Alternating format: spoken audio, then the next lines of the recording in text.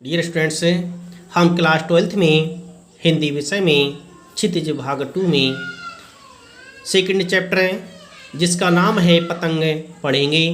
यह चैप्टर हिंदी के श्रेष्ठ कवि आलोक धनुआ द्वारा रचित है। यह एक कविता संग्रह है। इस कविता में भादव महीने के बीत जाने पर शरद ऋतु के आगमन का बहुत ही सुंदरता के साथ वर्णन किया है। इस कविता की पंक्तियां हैं।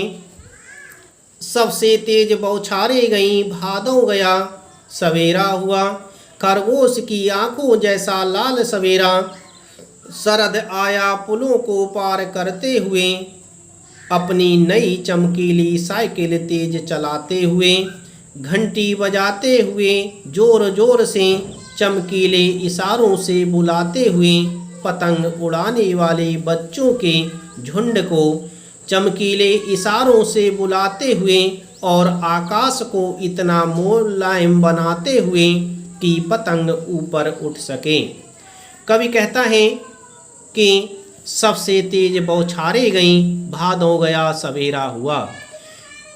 भादों गया, भादों एक ऐसा माह होता है जिसमें सबसे तेज बौछारें होती हैं, अर्थात बहुत तेज बारिश होती है और उस बारिश के होने से प्रकृति धुल जाती है, प्रकृति स्वच्छ प्रतीत होने लगती है। भादों के समाप्त होने पर शरद ऋतु आती है और शरद ऋतु बहुत ही स्वच्छ होती है। शरद ऋतु में हर तरफ हरियाली ही हरियाली दिखाई देती है। ऐसा लगता है कि मानो अंधकार समाप्त हो गया हो और सवेरा हो गया हो। इस तरह से भादव ऋतु तेज बौछारों की ऋतु मानी जाती है।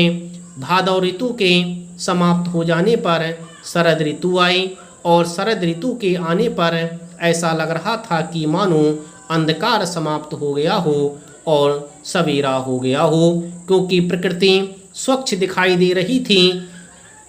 वह प्रकृति पूरी तरह से धुल गई थी और हर तरफ स्वच्छता दिखाई दे रही थी, हरियाली दिखाई दे रही थी, प्रकृति धुली हुई नजर आ रही थी।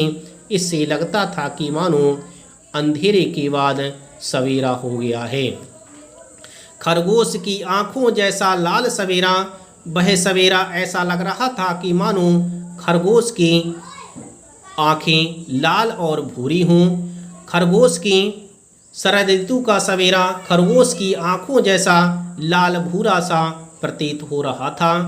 शरद आया पुलों को पार करते हुए, कवि कहता है कि शरद ऋतु के आने पर हर तरफ उमंग और उत्साह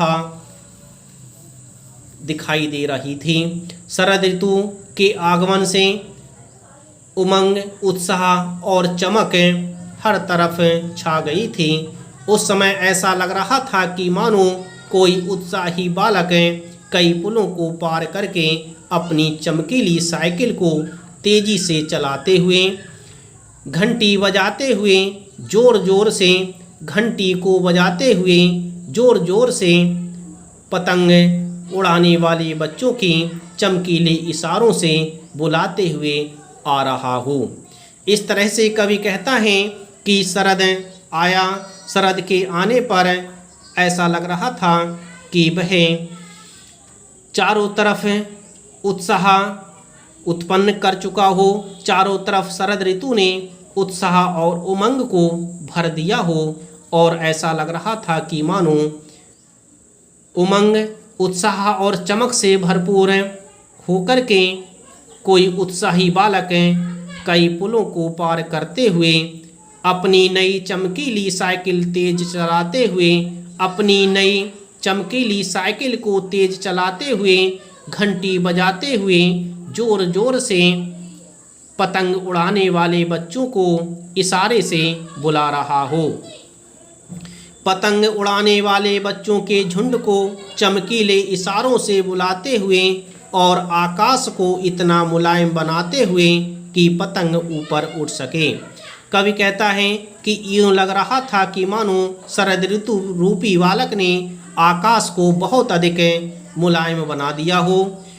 हर तरफ आकाश स्वच्छ दिखाई दे रहा था। आकाश में एक विशेष प्रकार की चमक दिखाई दे रही थी। शरद ऋतु बालक ने आकाश को बहुत कोमल, साफ और मुलायम बना दिया है, जिससे कि आकाश में पतंग उड़ सके। आकाश में पतंग उड़ती हुई बहुत सुंदर प्रतीत हो सके। इस तरह से कवि ने शरद ऋतु का बहुत ही सुंदरता के साथ वर्णन किया है।